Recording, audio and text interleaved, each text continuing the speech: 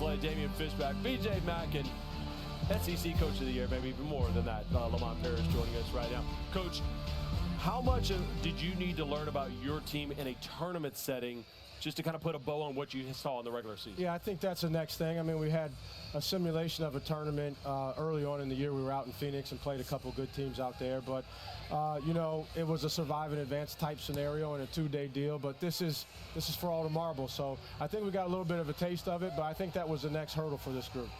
BJ. Yes, sir. How good? Hold on. Right here. Give me that paper towel. What we got? We need that paper towel. My man has been working hard. You make sure that he's getting. That's only right. He got a good sweat in today. That's only right. It's only right. To wipe him down.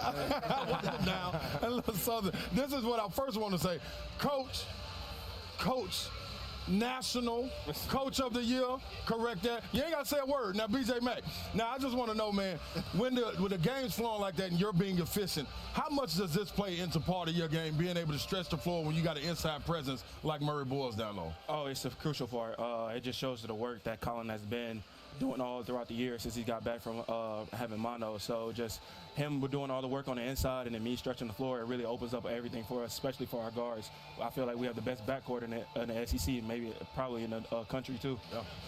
Coach Parrish, everybody knows you've done a phenomenal job, but I'd like to go into your mind a little bit to understand how you navigated this team from the very beginning, changing the mindset to starting winning games and then proving that you should be in the SEC, proving that you should be ranked, proving that you should be in the tournament, and then what are your expectations now? Yeah, well, the best thing for this group is that we were really confident. We put this group together intentionally with some older guys, some more skilled guys, and guys that were committed to being team players and winning at all costs. So then the season actually played out for us because every obstacle that we would overcome, someone doubted the next one. And it was one right after another. So, you know, I started off with chip on your shoulder, and I had to say it.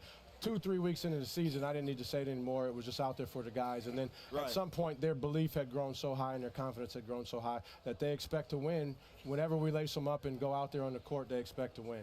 BJ, was there one thing that stood out earlier this year that really kind of set the tone for this team? Whether it was a hater or whether it was something or the media saying something that just kind of sparked it? It was really at the beginning when we seen the preseason polls. We were ranked last. Yeah, we were ranked last. Coach told us at the beginning, he was like, I'd rather be ranked last than be second to last. So we was like, hey, they didn't really, coming into it in the preseason, nobody really knew us, but now they know us.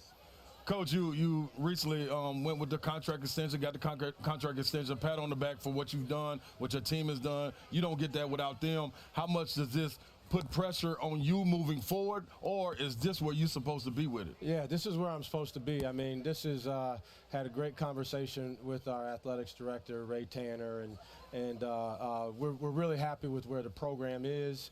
You know, people talk about a lot of other opportunities that are there or might be out there, but this is where I'm supposed to be. This is the group.